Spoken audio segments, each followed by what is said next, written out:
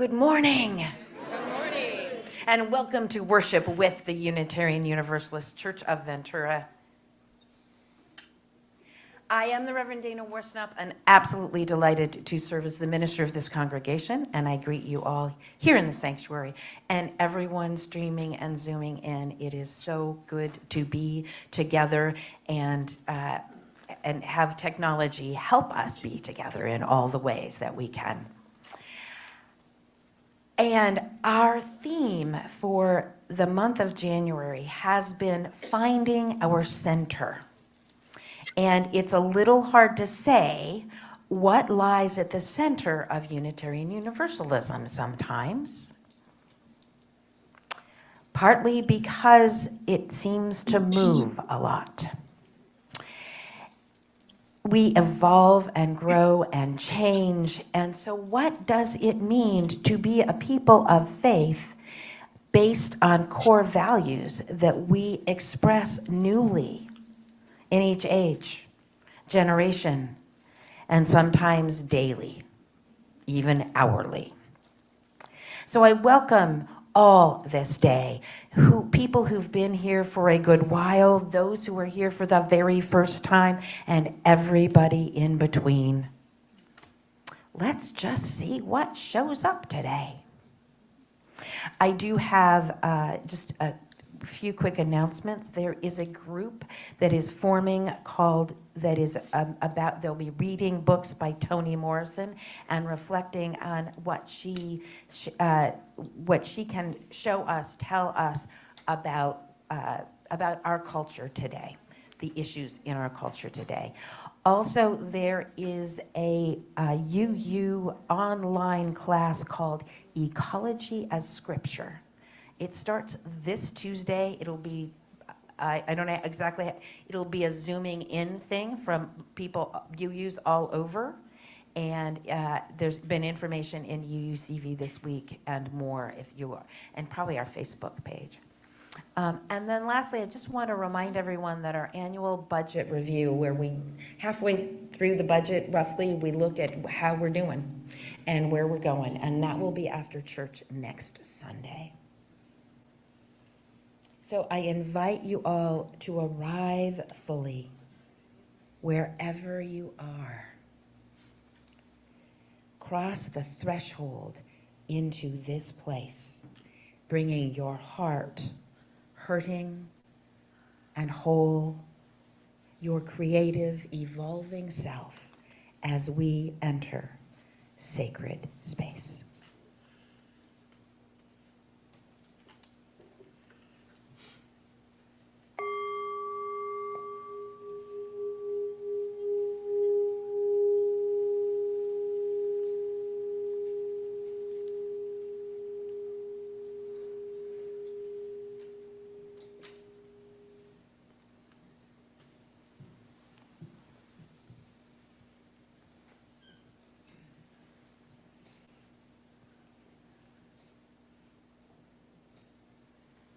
Good morning. I'm Worship Associate Zena Kingshill. I'm really glad to be here on this beautiful sunny day with all of you, and also those of you streaming in here from wherever you are. We invite those of you who are zooming or streaming to light a candle or a chalice at home while Reverend Dana lights the chalice of our free faith here in the sanctuary.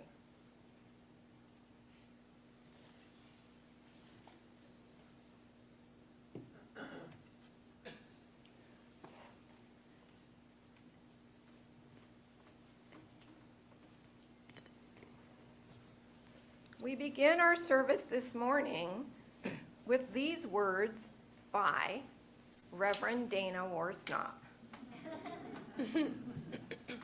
We need not think alike to love alike, wrote 16th century Unitarian Francis David. Speaking of our faith, people often say they have found a community of like-minded people. Yet I don't want to be with a crowd who think just like me. I want to be in a community where I don't have to think like everyone else to be eligible for salvation. I want to be with people who value compassion, justice, love, and truth, though they have different opinions on all sorts of things. I want to be with people of good heart, people who have many names and no name at all for God, who see in me goodness and dignity, who also see my failings and foibles, and who still love me. I want to be with people who feel their interconnection with all existence and let it guide their footfalls upon the earth, who see life as a paradox and don't rush to resolve it, who are willing to balance upon the tightrope that is life, who will help steady me when I wobble, who give of themselves, who share their hearts and minds and gifts.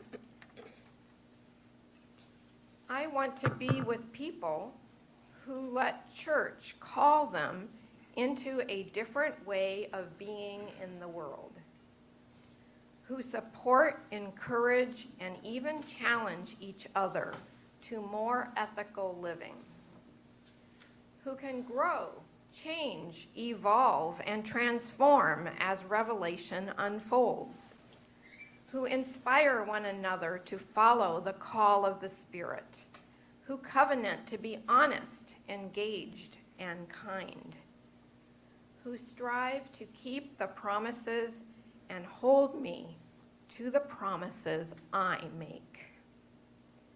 I want to be with people who know that human community is often warm and generous, sometimes challenging, and almost always a grand adventure. Come, let us worship together. Good morning and welcome. I'm Carolyn Bierke, the music director, and I want to welcome you all here in the sanctuary and online, wherever you might be. Our opening hymn is O Life That Maketh All Things New, and the words were written by Samuel Longfellow, a Unitarian minister, transcendentalist, and brother of transcendentalist poet and Unitarian Henry Wadsworth Longfellow. Please rise in body or spirit and join me in song.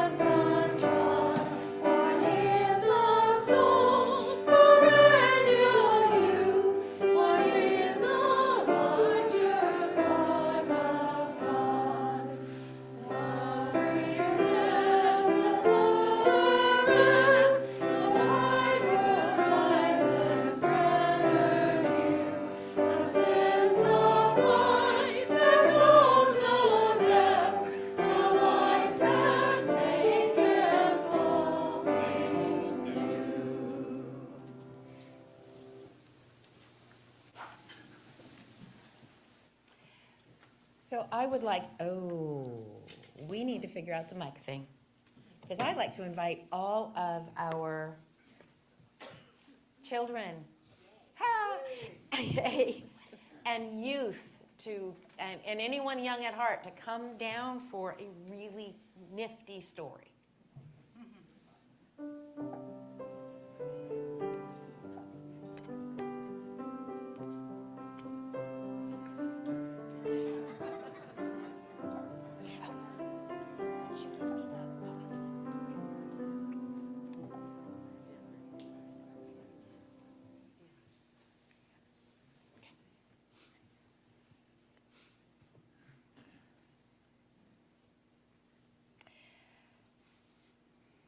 Hi, it is really good to see you. This is a smaller group than we often have, but it's lovely to see you, Cassie and Lily. Yeah, and this is a really good story. So you know what this means is that you get to hear it first, but we'll tell it again for everybody at some point. I just need to get to the beginning of it. So this is, one of the things about being a human is that we are always wondering about how did we get here? Why are we here? It's kind of amazing to be alive, isn't it? Here we are in these bodies that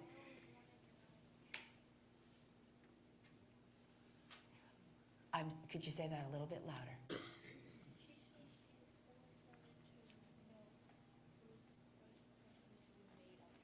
Oh, a question. This is a question that people have asked tons of times, Lily. Who was the first person on Earth? How did that come to be? It's an interesting question, and you are just like all people who've ever been people are wondering about those questions. We don't necessarily have a firm one answer, but we have ideas. And this is a story that was actually written. And people have been making up stories about this, about all of these things forever and ever. And some of them are really fun and wild stories, and some of them are really interesting and explosive stories. This is an explosive story today. It's called The Everything Seed, A Story of Beginnings by the Reverend Carol Martignaco and illustrated by Joy Troyer. And have you ever watched a seed grow? Have you ever noticed how it begins so small and so quiet, like a gift waiting to be opened? And then slowly it wakes up, begins to unfold, growing into something larger and larger and larger. And then you know what comes from a seed, and it usually ends up looking very little like the seed it came from, which is also true of the first seed. So we may not know the first person in this story, but we're going to learn about the first seed. Once long ago, way back before the beginning, so long ago there was no such thing as time because there was no one to count it. Everywhere was a huge, deep, mysterious place, like something waiting to happen. There were no stars, no sun, no moon. There was no place like Earth. Not a drop of water or a single tree or rock or flower, and certainly no living beings anywhere, not yet.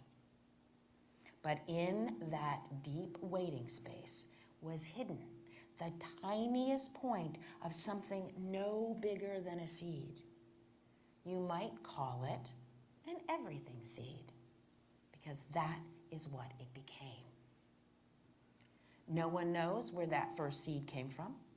But all at once, this tiny seed, cradled in and nourished in the rich soil of space, woke up, broke open, and began to unfold. This one says it broke open. It exploded open and began to unfold. It unfolded and blossomed forth into an enormous, blazing ball of bright light. Like a great grandmother's son, and the universe was born.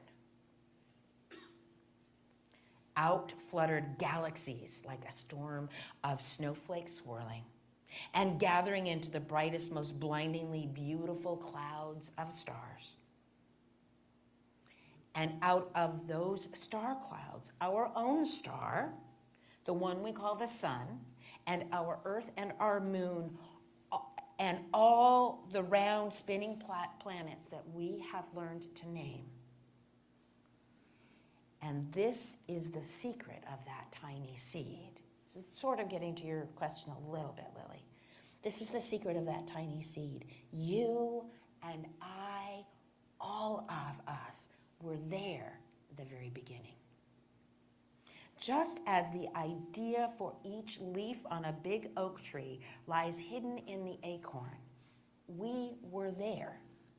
We hadn't taken this form yet, but we were there. Everything that is now and ever was or ever will be was first inside that tiny seed. So whenever you hold a seed in your hand and wonder what it could become, imagine how you and all there is once came from the tiniest speck of an everything seed. Now, if this was an ordinary story, it would end there. But this is the story of the universe, and it is still unfolding. What once began in a blazing blossom explosion of light continues every day. New stars open in the deep soil of space. New plants and animals appear. Which came first, the chicken or the egg? It was all there in the seed. The chicken and the egg were in the everything seed. And seeds of many kinds are scattered all over the earth that help us remember. And new people are born every day with the spark of that first light still alive and burning deep inside them, just like it is alive and burning deep inside of every one of us here. Waiting like the everything seed to shine in ways that are yet to be known. So your lives are waiting to shine in ways that are yet to be known. All of our lives are still shining, and the lives that come are still there. They were in the everything seed. They just haven't been born yet. So that is a story of how it all began, how life, how you and I came to be. We're made of the same stuff as the stars that blew up billions and billions of years ago. So take that one in. Oh. And take a chicken with you too. Okay, we will sing you out on your way to your activities this morning, and if the congregation will rise, face the center, form a bridge of love.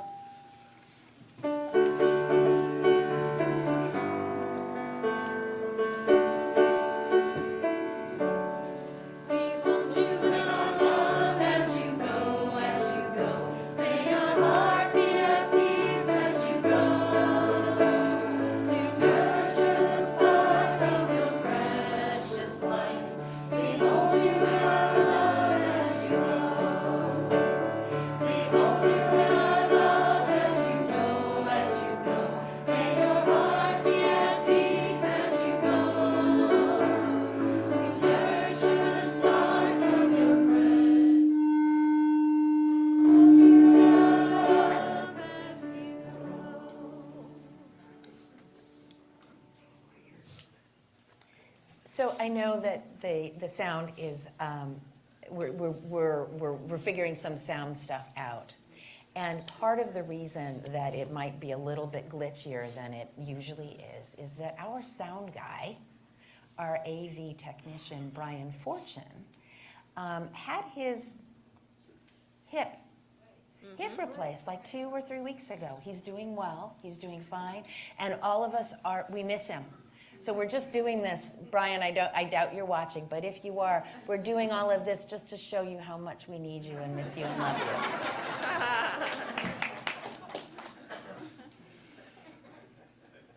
Each Sunday, this congregation gives away our collection to an organization in the larger community or to funds that help people in our own church. Those of you who are at home on Zoom, you have 2 ways to give, through the link posted in the chat or by texting from your phone the number that will be on the next screen. Folks who are here present have 2 ways to give. You can still write a check or give cash and put it in the basket at the back of the service after the service, or you can text to give to the number. Our offering today goes to Step Up Ventura, which provides preschool children who are experiencing homeless the opportunity to flourish by preparing them for kindergarten, helping them with any language delays that can make it even harder to express feelings and work through the trauma and other challenges that being homeless can give to a young person. There are specially trained readers who visit classrooms and read books to the children, and that strengthens their language and gives them some one-on-one attention of a caring adult. And this is we share a story of 4-year-old Jacob, who wasn't sure that he wanted to stop playing for reading. He wanted to stop playing for reading time, but that changed quickly when the reader discovered that Jacob loved dinosaurs and giraffes. Out came stories about his favorite things. And soon he was thrilled to see the reader arrive with her bag of books. And now Jacob lets people know what he needs and when he is hungry or scared, which can be a hard thing to share. Jacob's teachers are very happy seeing him building the skills that he will need for success in kindergarten and beyond. And so thank you for giving generously, as you always do.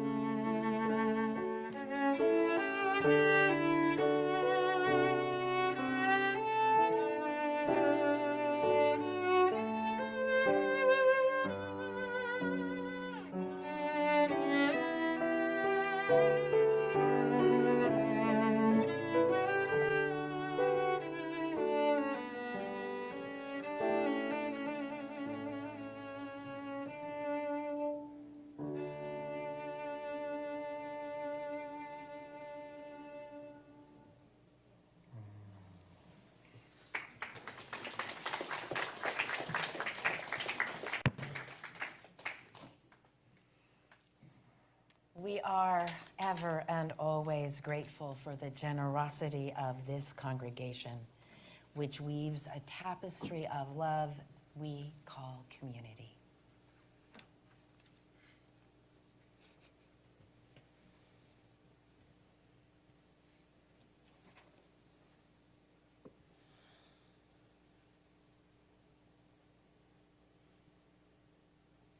Now is the time when we hold up the great joys and sorrows that grace our lives. We place stones in water for both the celebrations and sorrows in our hearts, making ripples that are felt throughout the community. You can submit a joy or sorrow for sharing via a link on the website, uuventura.org, or a link in our Thursday email bulletin, UUCV this week. Those received by 10 o'clock on Saturday night will be shared that Sunday. So here are the joys and sorrows shared this week.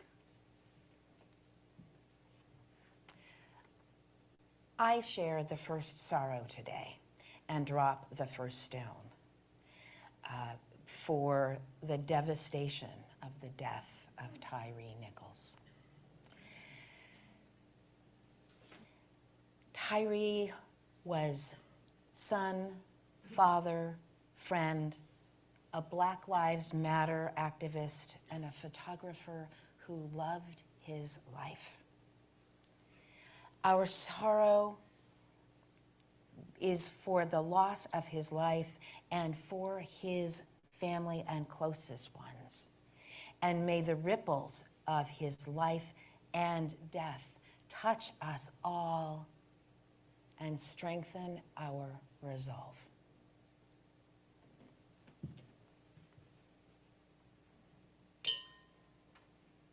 I invite you now to speak into the gathered community or write into the Zoom chat the names of those you wish to celebrate or memorialize, or those in need of the loving embrace of this beloved community.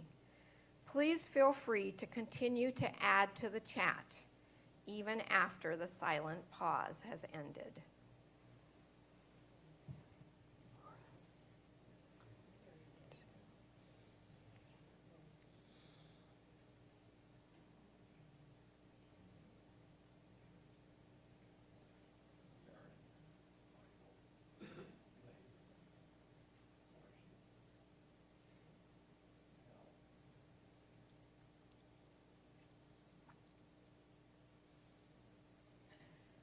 Reverend Dana will now place one final stone into the water for all the joys and sorrows just shared and those yet unspoken in the silent sanctuary of our hearts.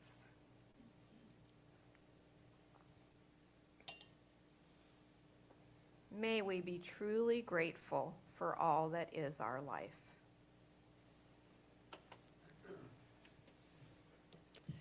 So for our middle hymn, we're going to have a little fun. We're going to sing a round, yay, of number 1003, Where Do We Come From? But first, the choir is going to help us learn it. So the song is 4 lines long, and the way we're going to start out is the choir is going to sing a line, and then we're going to sing it, and then we'll put it all together. So... Where do we come from? Where are we?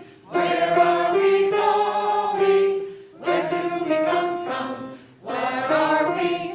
Where are we going? Where do we come from? Where do we come from? Mystery, mystery, life is a riddle and a mystery. Mystery, mystery, life is a riddle and a mystery. Where do we come from? Where are we going? Where do we come from? Where are we going? Excellent. Okay, so that's the whole song. And we're going to split, like, that's going to be group 2 over there. And this is going to be group one. Make your choice down the middle there. And half of the choir is going to sing with group one, and half of the choir is going to sing with group two. Each line we sing 2 times, okay? And I will cue you guys when to come in. Once they get through the first line twice, then you're going to come in and start with the beginning, okay? It's not too hard, and it'll be a lot of fun. So this group right here, we're going to start. 2, ready, go. Where do we come from? Where are we? Where are we going? Where do we come from? Where are we? Where are we going?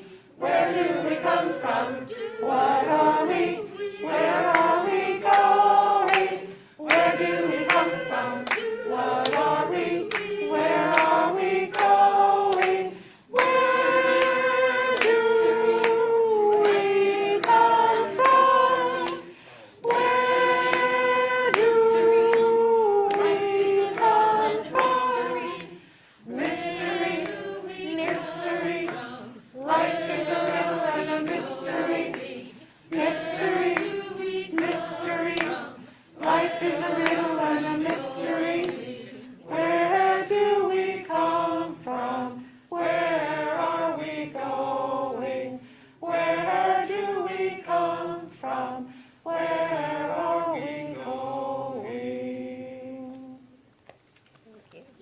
Thank you, everyone. Hi. Yeah.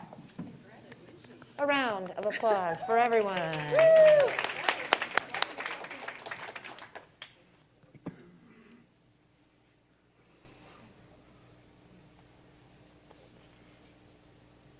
We offer a reading today in 2 voices, Out of the Stars by Reverend Robert Weston.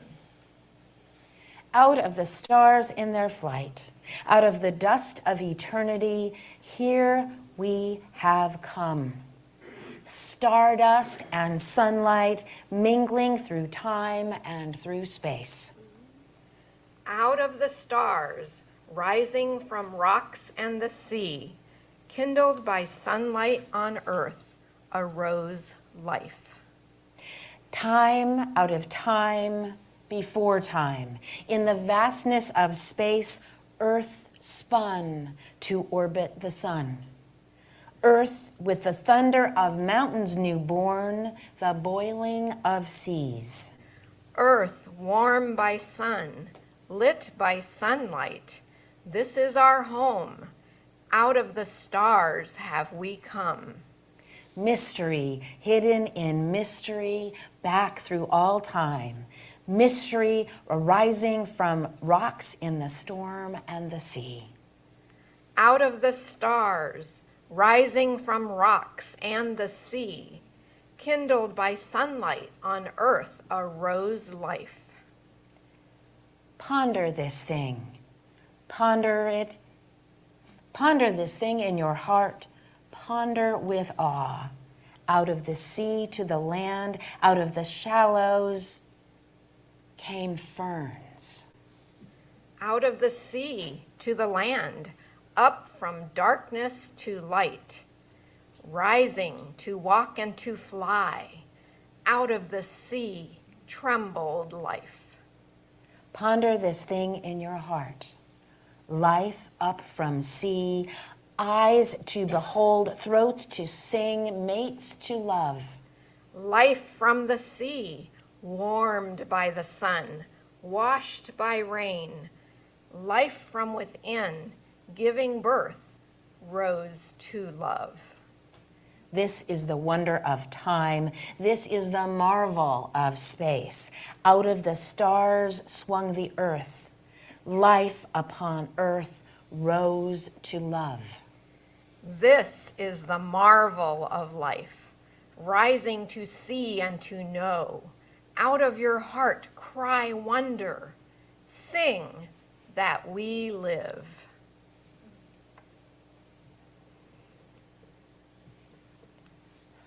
I invite you now into a time of meditation and stillness. Close your eyes if you wish, or soften your gaze. Sitting quietly, notice your breath. Let it fall into a natural rhythm.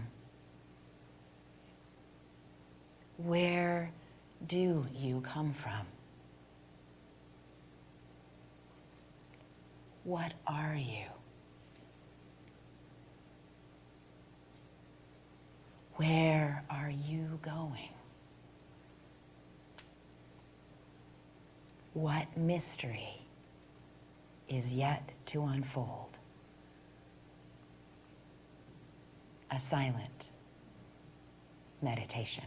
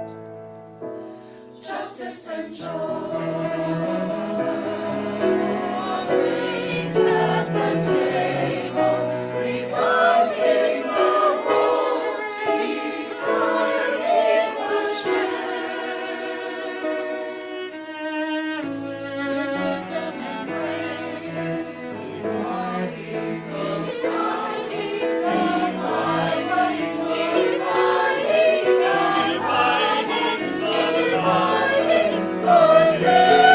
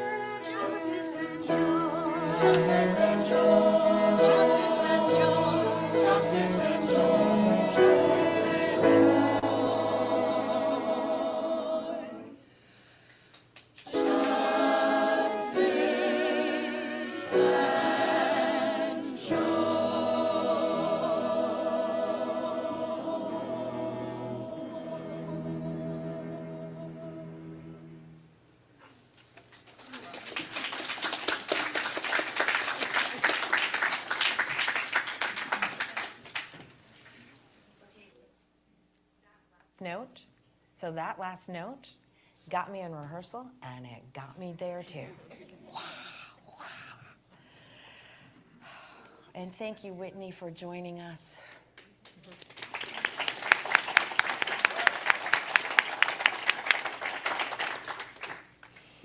So I begin now with a favorite poem, even as I do have a bone to pick with it. You'll see. At the Smithville Methodist Church by Stephen Dunn.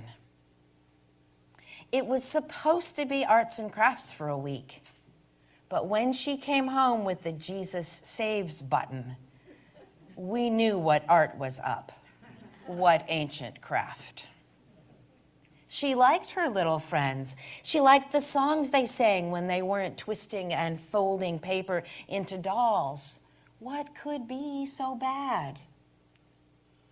Jesus had been a good man, and putting faith in good men was what we had to do to stay this side of cynicism, that other sadness. Okay, we said, 1 week. But when she came home singing, Jesus loves me, the Bible tells me so, it was time to talk. Could we say Jesus doesn't love you? Could I tell her the Bible is a great book certain people use to make you feel bad?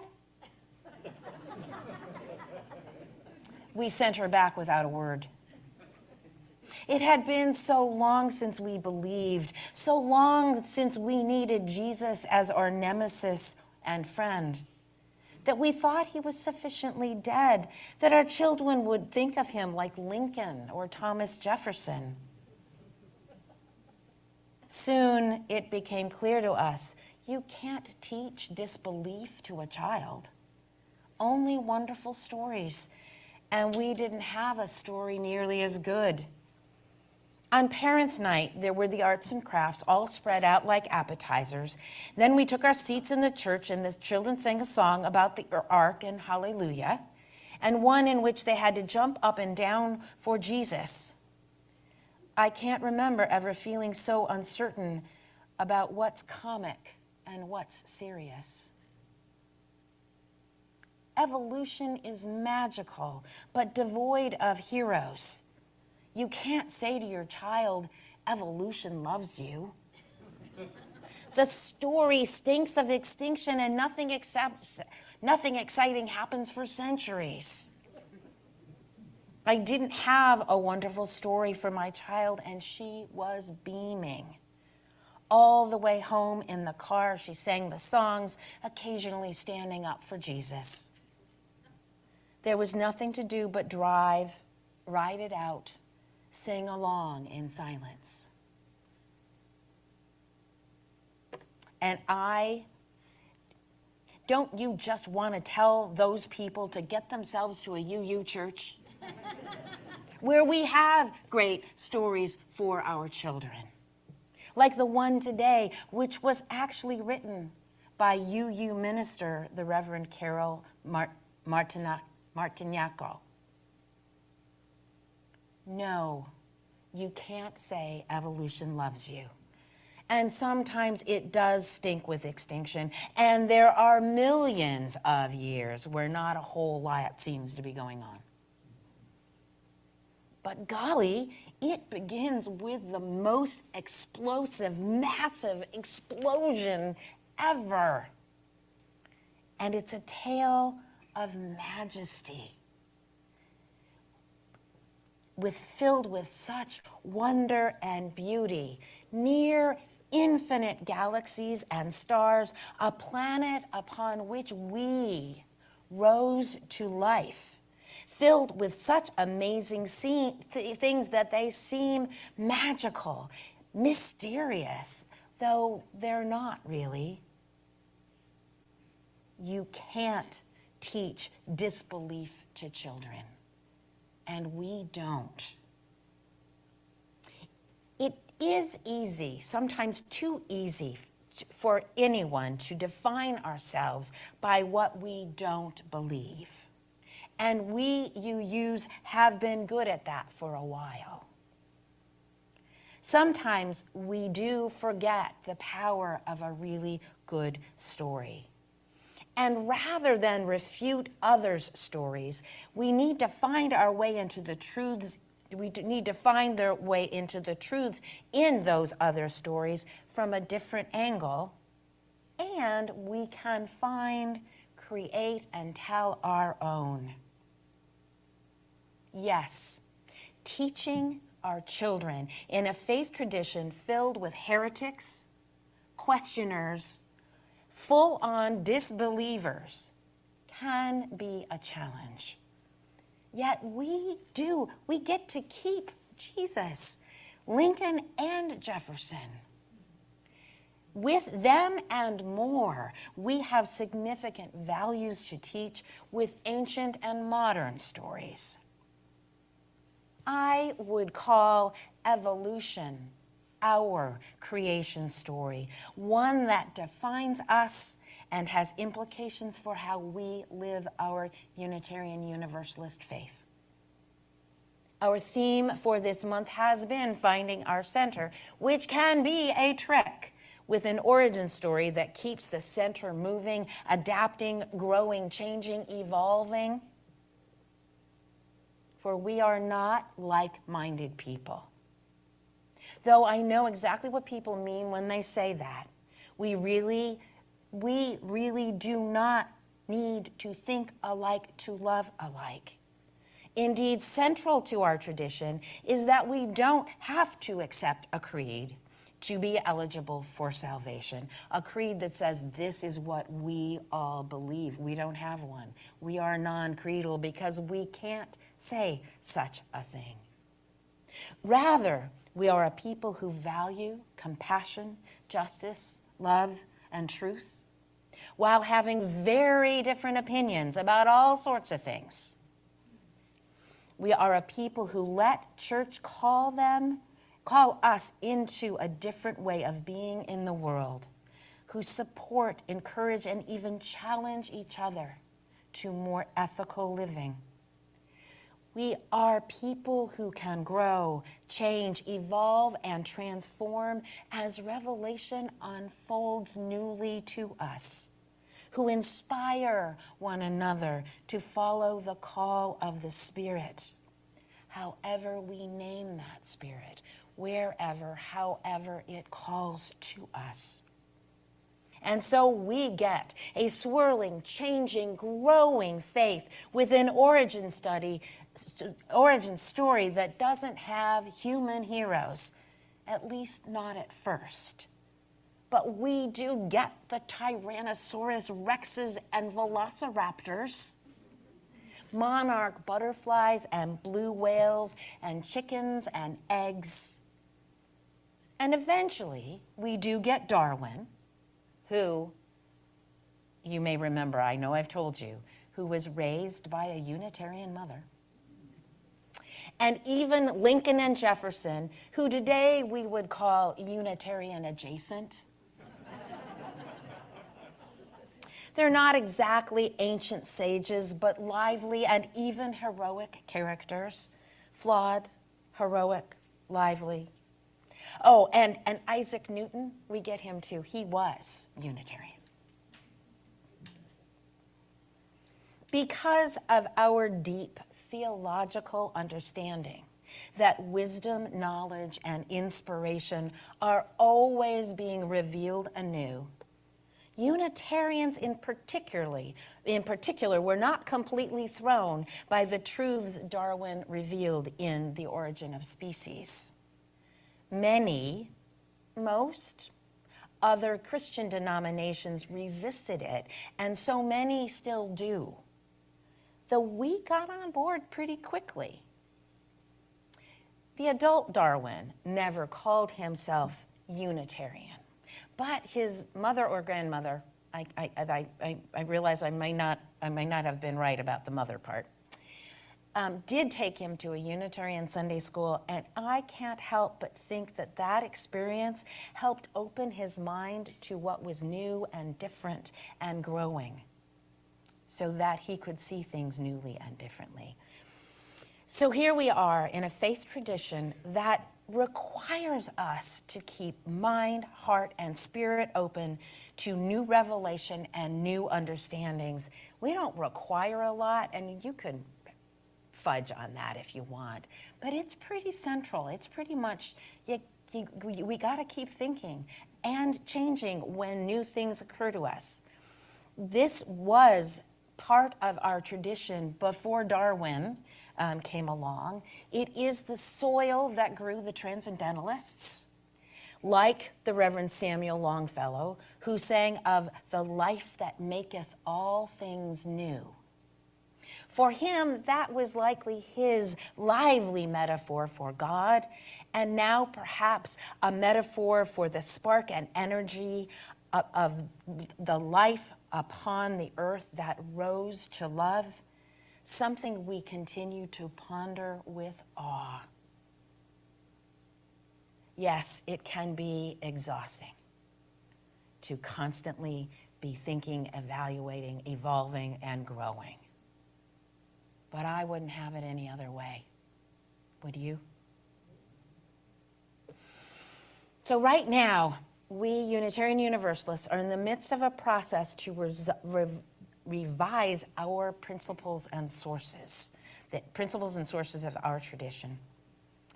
And it's not that they were wrong, they somehow became wrong, or that they're going to disappear.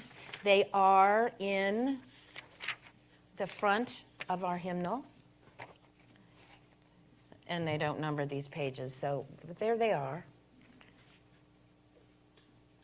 And it's just that these principles and sources were last revised, last rewritten, last thought over again 40 years ago. And we have grown so much since then, since that adoption. And think of this. I'm just going to point out my touchstones. In those 40 years, Rodney King was beaten. Planes flew into the Twin Towers on 9/11. The U.S. started a war in Iraq. Barack Obama was elected president, followed by Donald Trump. The evidence of climate change is a daily part of our lives. The Me Too and Black Lives Matter movements arose. The 1619 Project was published. And the COVID-19 pandemic upended almost everything. You can add your own touchstones in those last 40 years. There is so much that we have learned in that time, and our present principles and sources just don't quite encompass it all. And the new bylaw proposed to replace them is actually become a complete revision based around our values rather than principles. The principles are not lost. They have been rearranged and expanded. And the value of and human capacity to love is at the center, and all the rest circles and swirls around it. We are the love people. We side with love.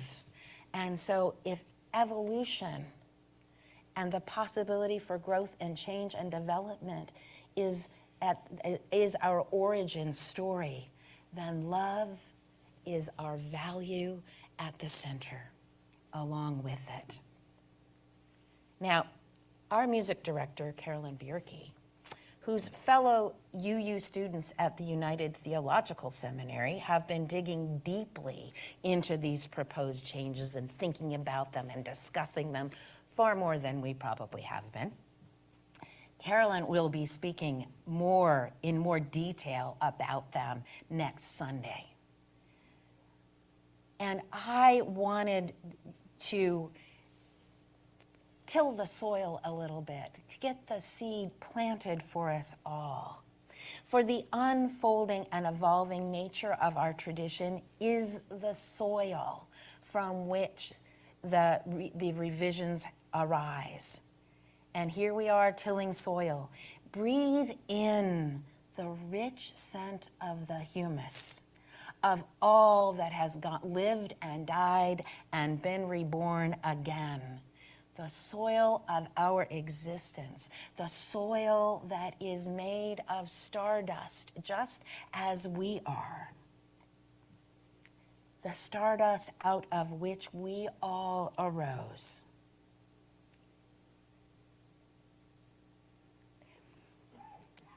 This revision of our principles and sources and how we think about our lives and to guide our faith and our spiritual call and what we learn and grow and think about. This will be another living document, another way of helping us organize and coalesce as a people who love ourselves, I hope most of the time, love each other, and love the world, even as we do not think alike on so many things. And so I invite you to enter that spirit, that evolving, transforming, growing, changing, just as you are living and growing and changing, each one of us must always be. Let your hearts open to what is new and how the Spirit is calling to us as we continue ever and always arising with life to love ourselves, one another, and the world. Amen. And may it be so. I invite you to join me in prayer.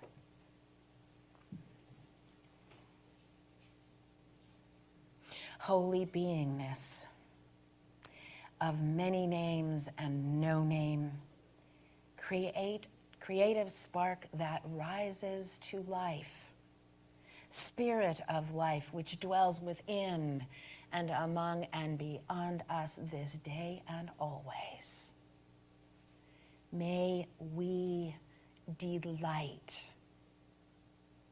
in being alive, sharing a glorious planet with one another. May we become creators of new things, new life, new joy, new justice. May we enter into the mystery that still abounds in our lives, and may we ever and always rise to love, even when our hearts are breaking, even as another Black man has died at the hands of police. Even as we hold tenderly the life and death of Tyre Nichols, may we hold to the joy that we may be creators of joy and justice as we rise again and again to life that maketh all things new. And may all those who are ill find healing. May those who are in despair find hope. May those who are without shelter find home.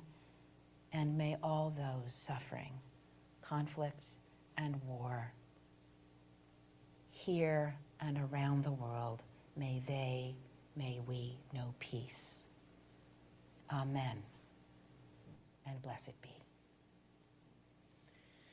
Please rise in body or spirit and join me in singing our closing hymn, For the Beauty of the Earth.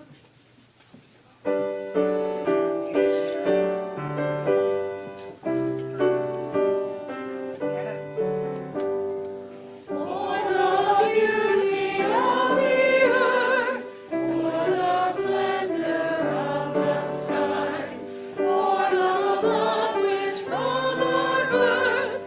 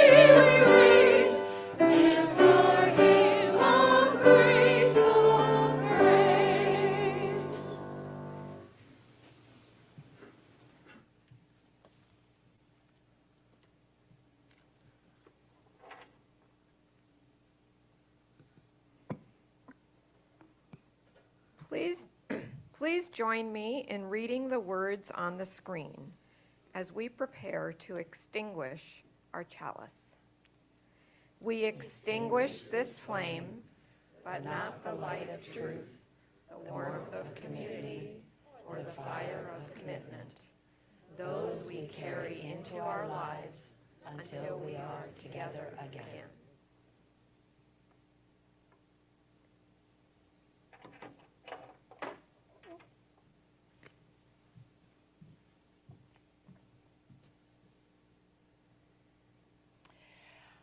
Before the benediction and the postlude, I invite the folks who are on Zoom to go into breakout rooms and talk about your origin stories, wherever you want to start. You can turn on your screens, look around, see who's there to talk to. And here, if you have cash or checks that you want to give to for the collection, the basket is at the back of the sanctuary. You can drop it off on your way out. And I leave you with the words of T.S. Eliot, who was also raised Unitarian. He's among the Eliots, the famed 19th century Eliots of our faith. What we call a beginning is often the end.